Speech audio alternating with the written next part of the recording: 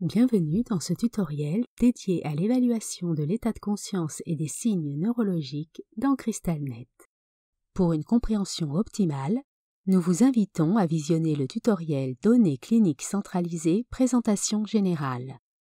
Dans ce tutoriel, vous apprendrez à consulter ces évaluations et ajouter une évaluation de l'état de conscience et des signes neurologiques.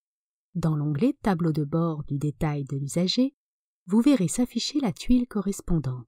Cette tuile comprend 3 sections associées à l'évaluation neurologique, soit l'état de conscience et signes neurologiques, l'échelle de vigilance-agitation de Richmond et l'échelle de dépistage du délirium.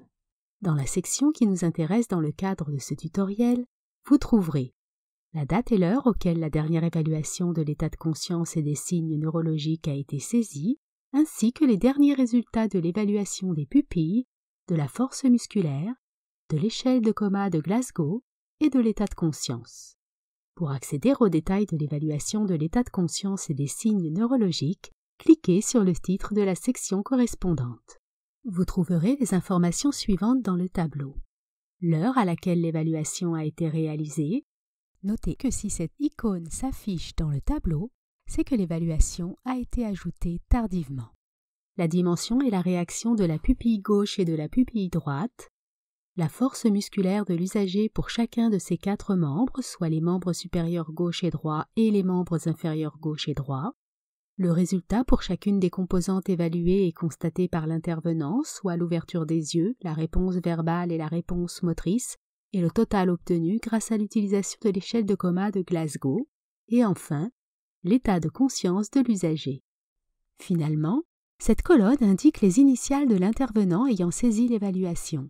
Vous pouvez survoler les initiales pour afficher plus d'informations sur l'utilisateur. Notez qu'en survolant les différents acronymes du tableau avec le curseur, vous verrez s'afficher le nom complet des éléments du tableau.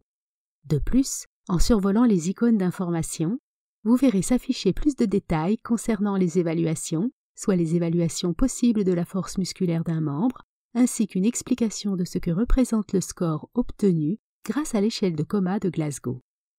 Pour ajouter une évaluation, cliquez sur « Ajouter une évaluation ». La fenêtre de saisie « Nouvelle évaluation » s'affiche. Notez qu'en cliquant sur l'icône d'information située à droite du titre « Échelle de coma de Glasgow », la fenêtre « Description des scores de l'échelle de Glasgow » s'affiche. Celle-ci présente en détail chacune des réponses possibles pour les 3 composantes.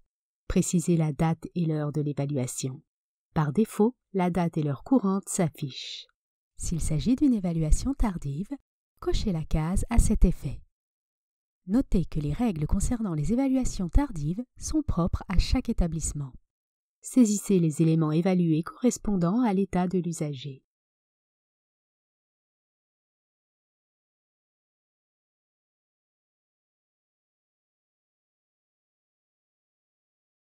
Cliquez sur « Enregistrer » pour valider cette nouvelle évaluation ou sur « Annuler » pour annuler les informations saisies. Ceci conclut le tutoriel portant sur l'évaluation de l'état de conscience et des signes neurologiques dans CrystalNet. N'hésitez pas à consulter notre base de connaissances pour en savoir davantage sur les diverses fonctionnalités de CrystalNet. Nous vous invitons également à visionner nos autres tutoriels disponibles à la fois sur notre chaîne YouTube, sur notre site web et sur notre base de connaissances.